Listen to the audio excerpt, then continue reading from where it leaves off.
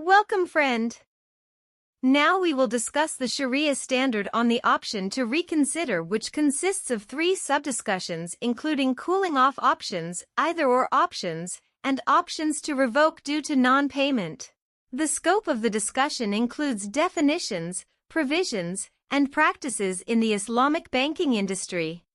Cooling off options are options that give parties to a contract the right to continue or cancel the contract within a certain predetermined period of time.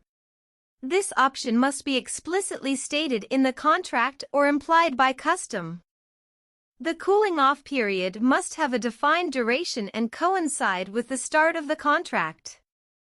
It should also specify which items in a multi-item contract are subject to the option. Importantly, the subject matter of the contract must remain in its original condition during the cooling-off period. The owner of a cooling-off option has the right to confirm or revoke the contract within the stipulated period. Failure to revoke within this timeframe results in the option lapsing and the contract becoming binding. The owner may test the sold item without losing their right to revoke, unless testing becomes excessive or suggests ownership. During the cooling-off period, neither party is obligated to make payment or delivery unless agreed upon. However, voluntary payment or delivery does not automatically negate the option. If one party fulfills their obligation, the other can withhold theirs and demand the return of what was given. Notably, offering the item for sale to third parties does not invalidate the option until the sale is finalized. Here's how cooling-off options typically work in Islamic banking. Cooling-off options are primarily available for murabaha or cost-plus financing and ijara or leasing contracts. The cooling-off period usually lasts for 3 working days from the contract signing date. Customers can exercise the option by notifying the bank in writing within the timeframe.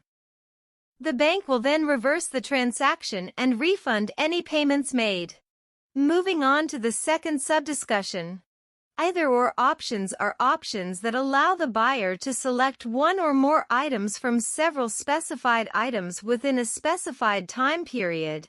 The buyer has the right to select the desired item, and ownership is associated with the selected item, while the unselected item is held by the buyer as a trust, and if the selected item is damaged or destroyed, the buyer must purchase it at the agreed price. If all items are destroyed, the buyer pays the average price for the number purchased. The buyer is not liable if the seller destroys items after delivery. If the option period expires without a choice, the buyer is legally obligated to choose unless the seller revokes the contract.